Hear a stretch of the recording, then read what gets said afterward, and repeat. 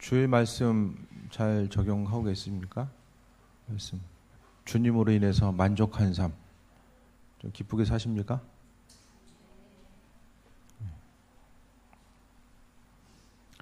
하루하루 기쁘지 못하면 그게 인생 가운데 제일 억울한 거예요. 하루하루 삶을 통해서 주님 허락하신 은혜 가운데 날마다 좀 기쁨이 있고 환경 가운데 기쁨과 소망함을 갖고 살아가는 것이 제일 중요하지 않을까라는 생각을 또 해보게 됩니다. 어차피 시간은 너무나 빨리 지나가고 조금씩 찬바람 불잖아요, 그죠? 시간이 또 금방 지나갑니다. 시간의 흐름은 우리의 삶의 정원 가운데 다른 것보다도 인생의 좀 겸손함을 항상 요구하지 않나라는 생각을 좀 해보게 돼요. 항상 시간을 거스를 사람 없고 어차피 다 하나님께서 똑같이 시간 주어주셨는데 동일하게 주어졌다라고 하면 좀 모순이 될지 모르겠지만은 어차피 다 몇 년 살겠습니까? 많이 길게 살아도 150년 이상 살겠습니까? 그 짧은 시간 가운데서 하루하루 기쁘고 행복하고 살다가 하나님 나라 가는 게 가장 최고의 방법이다. 좀 계속해서 좀 그런 생각을 좀 해보게 됩니다. 오늘 겸손의 모범 또 신앙의 모범으로서 예수 그리스도를 이야기하고 있는데 5절부터 11절까지의 내용들 자체는 하나님을 찬송하는 것, 그러니까 그리스도 예수 주님을 찬송하는 찬송 형식으로 돼 있어요.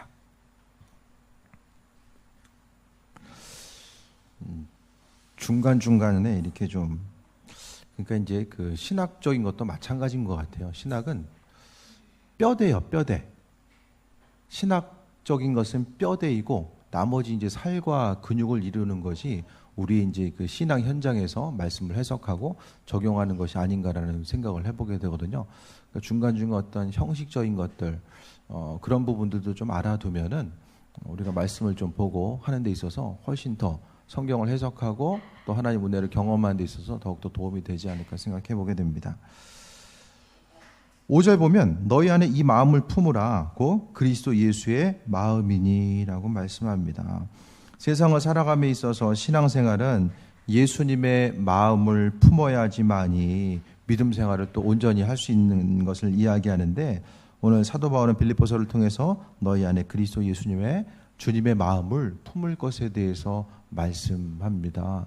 그러니까 사람들과의 관계성, 그러니까 세상을 살아가는 것은 관계가 제일 또 중요할 수 있잖아요.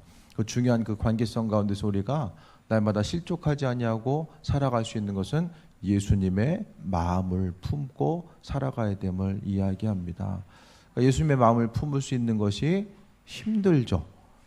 그러니까 성경에 보면은 사도 바울이 이제 율법에 대해서 사도 바울은 율법을 긍정했습니까? 부정했습니까? 여러분? 율법에 대해서.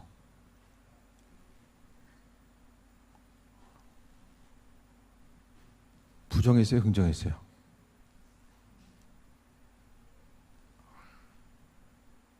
별 관심 없어요?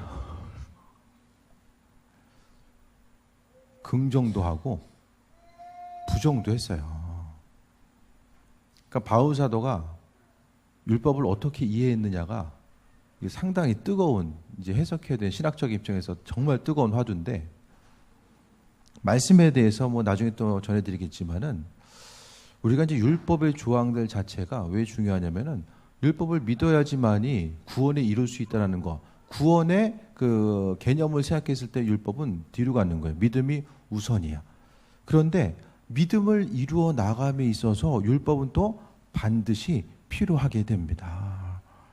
율법이 없으면은 믿음 생활을 또 온전히 할 수가 없는 거예요. 그런데 그 율법을 이루어 나가는 거, 그러니까 율법은 원래 누가 주셨어요? 하나님 주신 거죠. 율법이 완전히 나쁘고 악한 것이라면은 율법을 준 하나님이 악하게 되는 거예요. 그런 또 근본적인 문제가 생기게 됩니다. 율법은 우리가 그리스도 예수께서 이 땅에 오시기까지 하나님의 뜻 가운데 하나님을 바라보고 그분의 백성으로 살 수 있도록 만들어 주신 역할이 또 율법의 역할이고 율법이 없으면은 우리가 내 자유 의지로 살다 보니까 방종하게 돼요. 그러니까 오늘 사도 바울이 이제 말하고자 하는 율법 자체는 율법의 내용이 있어야지만이 또 그러니까 믿음이 먼저 우선이에요. 시간차라고 하죠. 시간차. 율법이 먼저 믿음이 먼저가 아니라 나중에 아니라 하나님을 그리스도 예수를 향한 믿음이 먼저이고 그 다음에 율법적인 행위가 그 믿음을 증명하는 차원에서 따라와야 된다는 것을 이야기하거든요.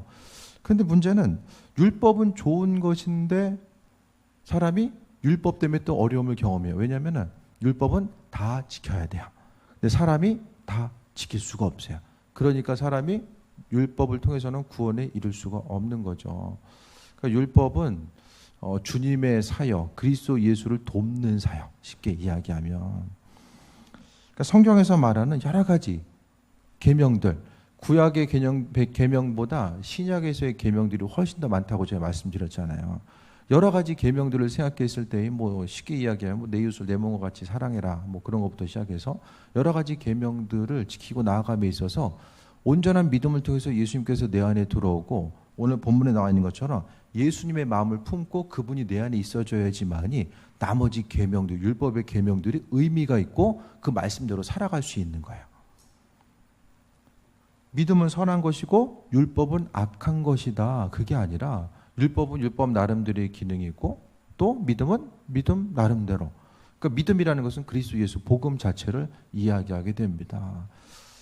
나중에 또 기회가 되면 또 말씀드릴 텐데 오늘 이 마음을 품으라. 왜냐하면은 그리스도 예수 그분이 우리의 심령 가운데 온전히 자리 잡고 있지 못하면은 하나님 말씀대로 살아갈 수가 없는 거예요. 그 말씀의 뜻이 무엇이고, 그러니까 성경 한 말씀 한 말씀 보는 것이 예수님이 없으면은 다 부담인 거죠. 그러니까 내 안에 예수님이 없고 또 주님과의 교제함이 없으면은 신앙생활 하나과 한 가지가 다 부담이에요. 그냥 주일날 와서 예배 드리고 가서 쉬고 싶고 그 다음 주일날 또 모이고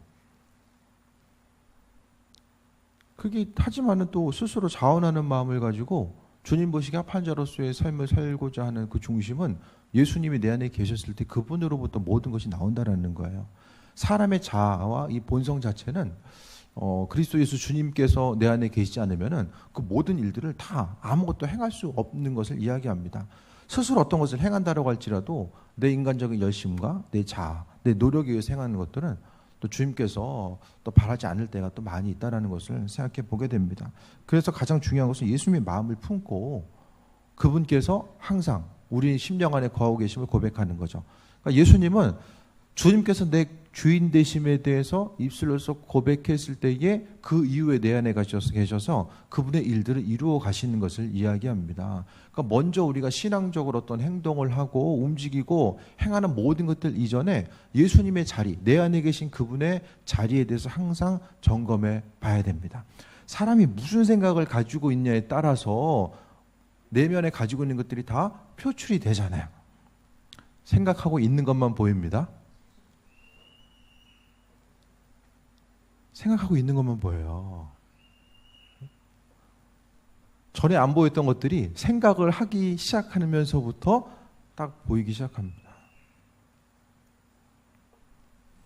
이번에 목회계획 세미나에 가서 어떤 한 분이 저 인천에 계신 목사님 한 분이 책을 한 권 사주셨는데 이렇게 목사님들이 이제 세미나 하니까 책을 이제 이렇게 팔거든요. 교단에서 나온 책을 팔더라고요.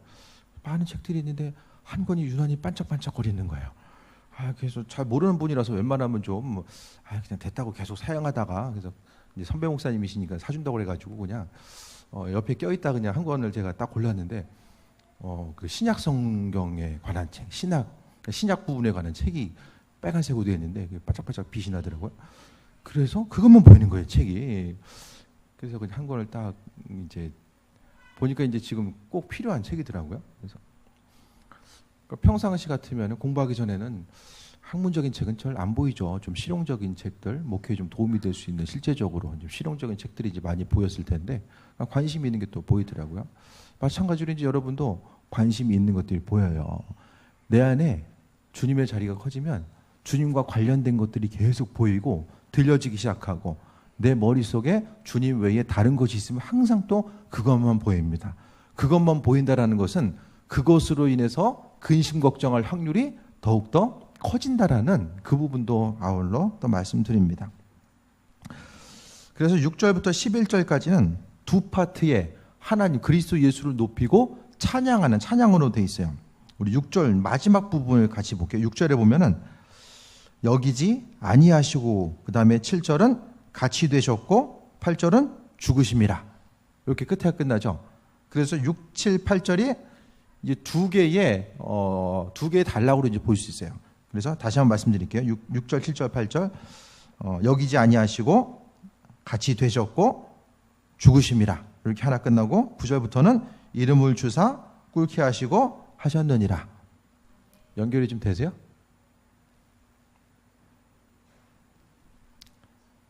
너무 좀 어렵나? 느낌 자체가 뭐 크게 뭐 이렇게 깊이 안 들어가도 하나님을 찬양하는 그 그리스도 예수를 찬양하는 찬송시, 찬송하는 그 형식으로 돼 있다라는 거예요. 오늘 본문이. 그래서 형식이 6절부터 8절, 9절부터 11절까지 두 개의, 그러니까 오늘 그 사도 바울의 서신을 통해 봤을 때에 그러니까 바울이 가지고 있었던 어떤 그러니까 문학적으로도 그렇고 자신의 생각을 풀어놓는 것도 그렇고 사도 바울은 상당히 탁월한 모습들을 보이게 돼요. 그래서 오늘 서신의 곳곳에서 여러 가지 것들을 이제 또 발견할 수 있게 됩니다. 그래서 6절부터 시작되는 예수의 마음, 그 부분이 무엇일까를 조금 더 6절부터 우리가 볼 수 있게 됩니다. 그는 근본 하나님의 본체시나 하나님과 동등됨을 취할 것을 여기지 아니하시고, 예수님의 마음은 하나님과 본체. 그럼 예수님 언제부터 계셨죠? 오래됐죠, 아무튼. 오래전부터 계셨어요. 천지 창조 이전부터 계셨어요. 하나님과 한 분이시라고 오늘 본문은 이야기하잖아요. 본체, 하나님과 본체이신데, 그러니까 하나님과 본체이시기 때문에 예수님께서 이 땅에 오셨다라는 것은 예수님께서 아들한테 너 가서 일 좀 처리하고 와라. 그게 아니라 몸으로 임한 하나님의 이 자리에 현현하신 것. 그러니까 하나님의 이 자리에 임재하심이 바로 예수님 자신인 거예요. 그러니까 예수님이 하나님 자신이라는 것을 오늘 빌립보서를 통해서도 볼 수 있게 됩니다. 그러니까 예수님께서 이 땅에 오셔서 친히 고난 받으시고, 그러면은 하나님께서는 왜 아들 예수 그리스도를 통하여서 그러니까 고난을 통해서 죄 사함을 말씀하셨을까요? 왜? 다른 방법은 없었을까요? 하나님 법을 중요하신다고 드렸잖아요. 구약을 통해서 피 흘림이 없이는 죄 사함이 없다라는 죄 사함의 방법, 구원의 방법을 미리 말씀해 놓으셨어요. 그래서 인류 구원, 전과 현재와 이후의 모든 것을 구원할 그 모든 것을 생각했을 때에 하나님 자신께서 이 땅에 오셔서 피 흘리심의 모습을 친히 보이셨음을 보게 됩니다. 예수님께서 하나님의 본체시지만은 하나님과 동등됨을 취할 것으로 여기지 아니하시고, 아버지 왜 제가 가야 됩니까? 그것에 대해서 말씀하지 아니하시고 있는 그대로 순종하면서 나아간 거죠. 자녀들 키우기가 왜 힘들어요?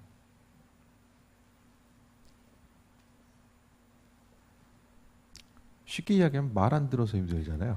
말 안 들어서. 말을 안 듣는다는 건 무슨 뜻이에요? 말을 안 듣는다는 거.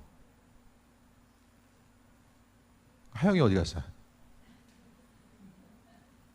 뒤에 있어요? 잡아요. 네. 말씀 드려야지. 지금 어디가 있어요 지금?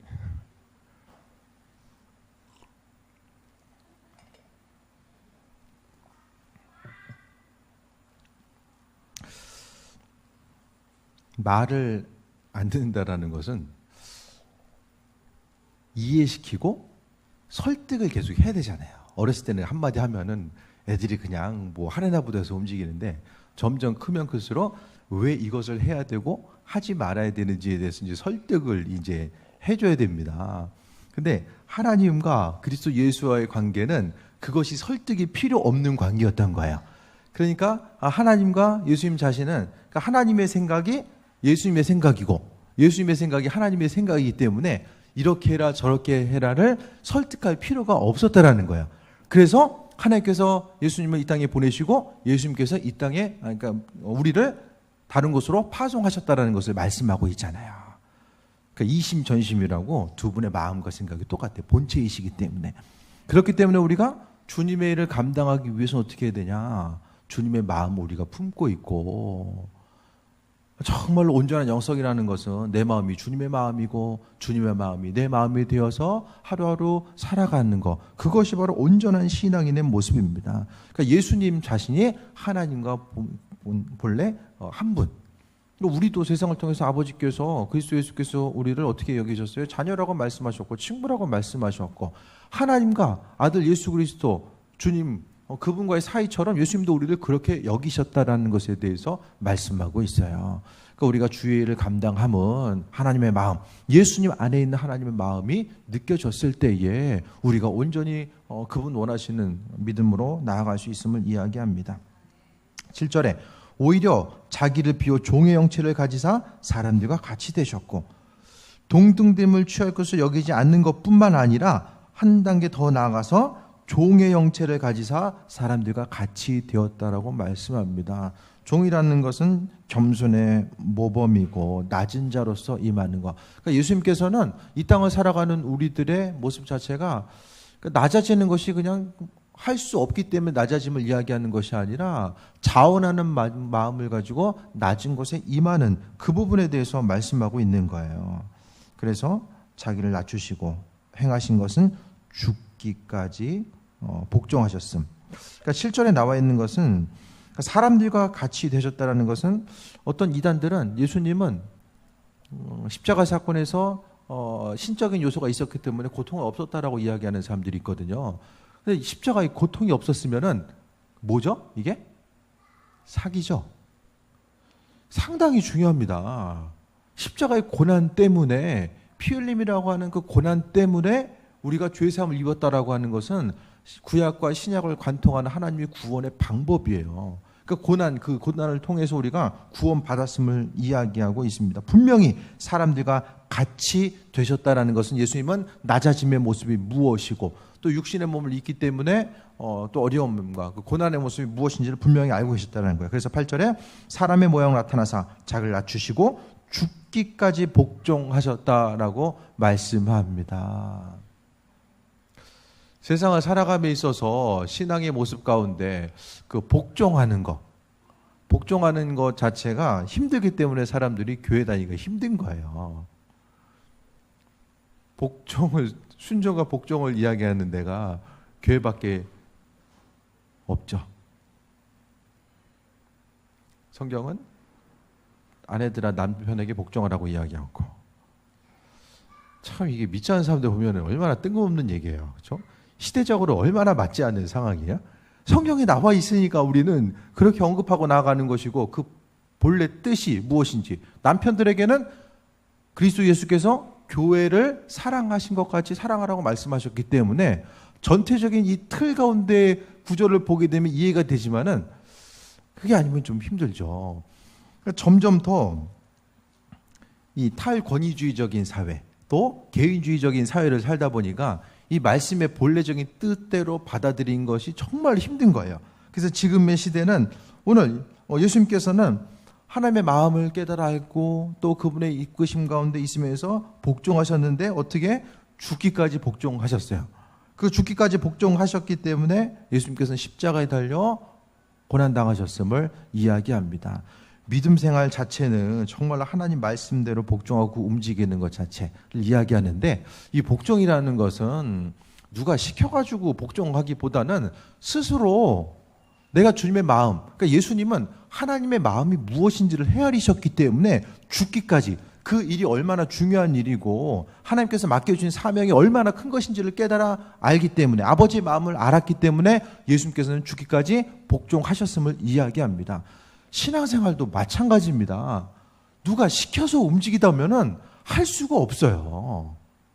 교회 공동체는, 앞으로의 교회 공동체는 우리가 스스로 기도하고 말씀을 통해서 주님의 이끄심과 예배하심을 바라보지 못하고 그것을 경험하지 못하면 교회 공동체는 더 이상 존재할 수가 없습니다. 세상적인 학문적인 그 공격들, 또 여러 가지 세상 가치관이 기독교 신앙, 그 믿음을 통해서 살아가는 것과는 너무나도 또 공격받을 수밖에 없기 때문에, 사회 분위기도 그렇고 여러 가지 틀 가운데서 우리가 중요한 것은 점점 더 옆 사람에게 이야기하는 것도 상당히 부담스러운 시대가 되었잖아요. 어떤 권면을 하는 것도, 말씀 안에서 권면하는 것도 심지어 힘들고 어려운 시대를 우리가 정말로 살아가고 있습니다. 그렇다고 한다면 정말 중요한 것은 아버지의 마음, 예수님께서 가졌었던 하나님 아버지의 마음을 우리가 갖지 않으면은 믿음 생활을 할 수 없어요. 하나님과의 온전한 이 교제, 그러니까 예수님께서 허락하신 그 은혜 가운데 온전한 교제의 통로가 없으면은 그렇잖아요. 나 스스로도 발견할 수 없고, 누가 이야기하는 것도 받아들이기도 부담스럽고, 말하는 사람도 부담스러운 이 시대를 우리가 살아가고 있는데 나도 모르고 얘기해 준 사람도 없고, 그럼 무슨 방법이 있어요? 기도해야죠. 기도하는 것 외에는 방법이 없습니다. 하나님께서 직접 움직이시고 인도하신 그 부분에 마음이 열리고자 하면은 내가 움직이게 되고, 또 하나님께서 사람을 통해서 일하시고, 또 내 마음이 열려 있으면은 누군가의 믿음의 권면이 있을 때도 그것을 받아들이고 나아가는 것도 또 수월해질 수 있고, 그러니까 이 모양 저 모양으로 통로가 있기 때문에 그리스도 예수 주님 닮아갈 수 있는 그분 뜻대로 인도하심 따라 살아갈 수 있다라는 거예요. 그래서 곧 십자가에 죽으시는 것, 성경은 죽기까지 복종하라고 말씀하고 있습니다. 여러분, 생명이 소중하십니까? 생명은 소중하죠. 소중한 생명 가지고 뭐 하시겠습니까? 제가 가끔 말씀드리잖아요. 자다 깬 거는 부활하는 거라고. 우린 날마다 죽음을 경험하는 거예요.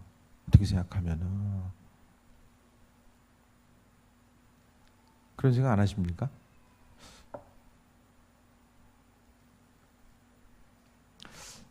이 목회를 안 했으면 이렇게까지 생각을 잘 안 했을 텐데, 이 목회라는 것이 이렇게 항상 이 삶과 죽음의 문제를 생각해야 되고, 또 그 가운데서의 하나님의 이끄심을 생각해야 되다 보니까 어쨌든 좀 그렇게 좀 더 발달이 되는 것 같아요. 죽음이라는 것은 자다가 못 일어나면 주님 만나는 게 이제 정리가 되는 거죠. 생명이라는 게 정말 소중한 것 같은데, 소중하면서도 또 정말 소중한 것인데도 그만큼 그냥 허무하게 또 지나가는 거, 순간에 없어질 수밖에 없는 그 모든 것들. 그래서 성경은 새벽 이슬 같은, 새벽 안개 같은 삶의 모습을 계속해서 이야기하잖아요. 이 삶의 여정 가운데 우리가 어떤 방법으로 어떻게 살아가야 될까, 그 부분을 좀 생각해 볼 수 있게 되기를 바랍니다. 그래서 오늘 말씀을 통해서 죽기까지 복종하라고 이야기했는데, 우리가 죽기까지 어떤 일을 하고 있는가, 내 소중한 가치, 내 소중한 생명을 어떤 일에 지금 사용하고 있는가, 그 부분에 대해서 우리가 날마다 좀 점검해 봐야 되지 않을까라는 생각을 해보게 됩니다. 그래서 예수님의 마음, 겸손의 모범 되시고, 또 예수님의 마음, 우리가 신앙생활 함에 있어서 가장 중요한 예수님의 마음이 무엇인지를 6절부터 그 8절까지 한 단락을 통해서 이야기하는 거예요. 그래서 6절부터 8절은 지금 큰 틀 가운데 보면은 너희는 이렇게 해라는 것이 아니라 하나님을, 그리스도 예수를 찬양하고 있는 거예요. 예수님이 행하셨던 일을 찬송으로서 영광 돌리는 거예요.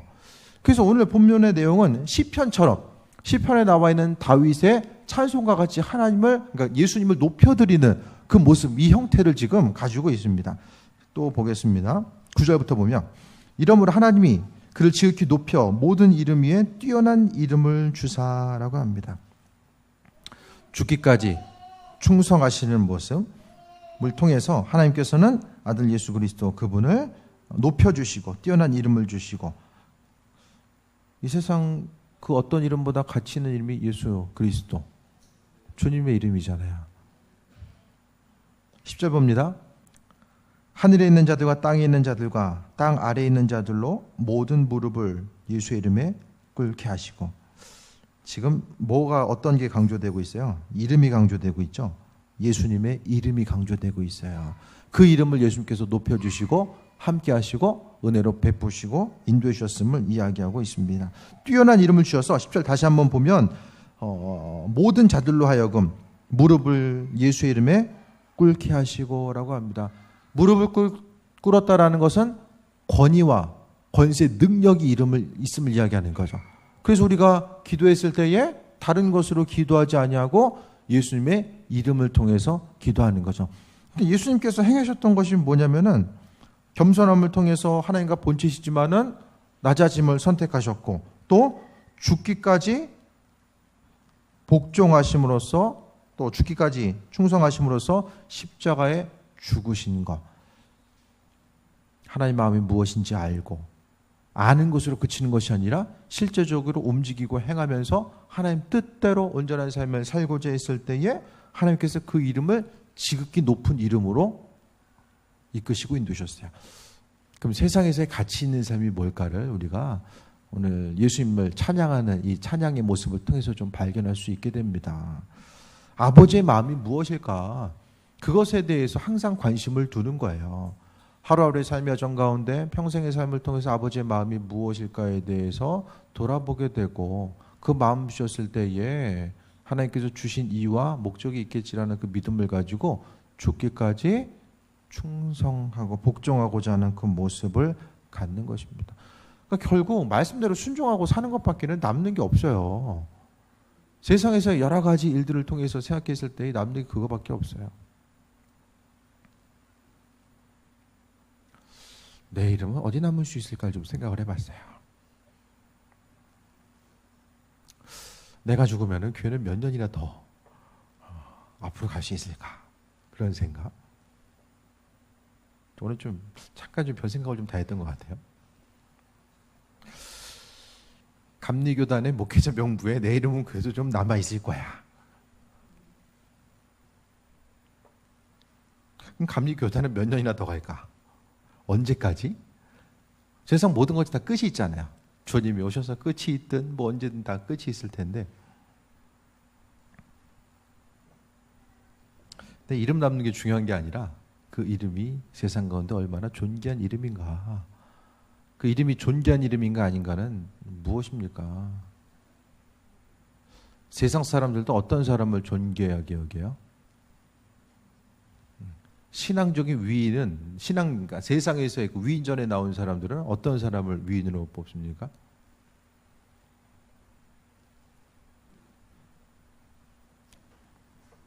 누가 위인이에요? 뭐 다른 게 아니라 나 혼자 잘 돼가지고 잘 먹고 잘 살았다. 위인전기에 그런 사람이 있습니까? 없어요. 세상 사람들도 그 사람이 잘 됐는데 그 잘됨을 통해서 다른 누군가도 잘 됐어요. 존경하는 인물 1위 이순신과 세종대왕. 그들의 이름이 왜 올라가요? 사람들을 이롭게 하고 유익을 줬기 때문에잖아요. 신앙생활도 마찬가지가 하니까 겸손함의 모습, 예수님도 혼자 스스로를 위해서 오신 것이 아니라 누군가를 위해서, 우리 모두를 위해서 이 땅에 오셨기 때문에 아버지께서 이름을 높여주신 것이고, 세상에서 이름 높여지는 것은 어떤 크고 화려한 것을 내가 감당하고 행했기 때문이 아니라 우리 스스로의 방법은 잘 안 보여요. 우리가 행할 바가 나아갈 바가 잘 안 보여요. 그리고 사람이 그 삶을 살아가면서 사단이 보고 듣는 것을 통해서 많이 유혹하고 넘어지게 하기 때문에 어려움 경험하는 경우가 많이 있습니다. 그렇기 때문에 하나님께서 허락하신 은혜, 예수님의 마음을 품고 겸손한 마음으로 죽기까지 복종하는 것, 그 삶을 이야기하는 거예요. 그러니까 신앙적인 틀이 그래서 중요한 것이고 율법에 대해 하나님 말씀이 그래서 중요한 거예요. 우리 스스로의 방법 가지고는 할 수 없기 때문에 예수님께서 허락하신 그 은혜 가운데 복종하면서 나아가는 것입니다. 11절 봅니다. 모든 입으로 예수 그리스도를 주라 시인하여 하나님 아버지께 영광을 돌리게 하셨느니라 라고 합니다. 예수의 이름을 통해서, 예수님의 이름을 통해서 모든 사람들이 하나님 아버지께 영광 돌리는 삶 살아가요. 우리가 행해야 될 궁극적인 목적은 하나님께 영광 돌리는 삶의 모습임을 이야기합니다. 6절부터 8절까지는 그리스도 예수께서 행하셨던 모든 것들, 9절부터 11절까지는 하나님께서 그 일들을 행함에 있어서 예수님이 어떻게 또 높이시고 함께 하셨는지를 또 이야기하는 거죠. 예수님께서 행하셨던 것들, 하나님께서 행하셨던 것들을 동시에 지금 찬양하고 있는 것이고, 우리가 이 찬양의 내용을 통하여서 예수님을 찬양하는 이 내용을 통해서 정말 세상을 좀 가치 있고 값 있게 살아가는 방법들이 무엇일까를 우리가 말씀을 통해서 좀 점검해 볼 수 있게 됩니다. 결국 우리의 삶은 하나님 아버지께 영광을 돌리는 삶의 모습, 그게 중요합니다. 아버지 영광 가리는 것이 아니라 내가 정말로 주님 앞에 낮아지고 겸손함을 통해서 낮아져야지만이 다른 사람을 위해서 내가 필요한 거예요. 낮아지지 못하면 나를 위해서 다른 사람들이 존재해야 되는 그것이 되거든요. 주님께 영광 돌리는 온전한 삶, 그러니까 말씀대로 살아가는 것이 절대로 이게 들어서만 끝나는 것도 아니고 말만 해서 되는 것도 아니고, 말만 해서 되면은 신앙생활이 말이 전부라면은 참 쉽고 편안할 수도 있겠지만은 점점 더 우리가 살며 살아갈수록 느끼는 것은 이 말이 행함으로 연결되지 않으면, 또 행함 자체가 또 그리스도의 영광, 하나님의 영광과 연결되지 않으면은 그 모든 것들이 얼마나 무가치한 것인가, 그런 부분들을 다시 한번 또 생각해 보게 됩니다. 오늘 말씀을 통해서 겸손의 모범 되시고 신앙의 모범 되신 예수님, 항상 믿음 생활이라는 것은 예수님과의 그 관계성, 그러니까 그분이 생명이기 때문에 예수님이 내 안에 없으면 어떤 신앙도 우리가 온전히 행할 수 없고, 또 주님의, 물론 주님 없이도 행동을 할 수는 있어요. 예수님 마음에 없어도 그냥 스스로 어떤 정해놓은 원칙과 틀, 또 성향과 성격 할 수는 있지만은 본질적으로는 힘들게 또 노력하고 힘쓰는 모습이 있다라고 할지라도 주님 기뻐하시는 것, 정말로 기뻐하시는 것들이 뭘까, 그런 것들을 좀 생각해 볼 수 있게 되길 바랍니다. 말씀 가운데 예수님께서 내 안에 계셔야지만이 우리가 또 온전한 가치 있는 삶을 살 수 있고, 또 주님께 하나님께 영광 돌릴 수 있는 삶을 살아갈 수 있음을 다시 한번 돌아보시고, 항상 겸손한 마음으로 하나님 앞에 지혜를 간구하시고, 또 우리가 믿음으로 또 알긴 아는데 결단하고 순종하기 어려운 일들이 있다라고 했을 때에 또 아버지께 간구하셔서 주님께서 어쨌든 채우시고 함께 하시고 행할 수 있는 힘과 능력을 주셔야지만이 모든 것이 가능하기 때문에 항상 하나님 마음 주셨을 때에 믿음으로 반응하고 또 죽기까지 복종하고. 말은 쉽죠. 말은 쉬운데 한 가지 한 가지 작은 것부터 순종하다 보면 하나님께서 더 큰 일들을 감당할 수 있는 그 은혜를 주시고 인도해 주십니다. 지금까지의 모든 여정 가운데 하나님께서 은혜도 하시고 함께 오셨기 때문에 우리가 여기까지 왔고, 앞으로의 삶의 여정 가운데서 하나님께서 동일한 은혜로 함께 하실 줄 믿고 또 믿음으로 반응하고 나아가는 또 귀한 삶이 되시길 축원드립니다.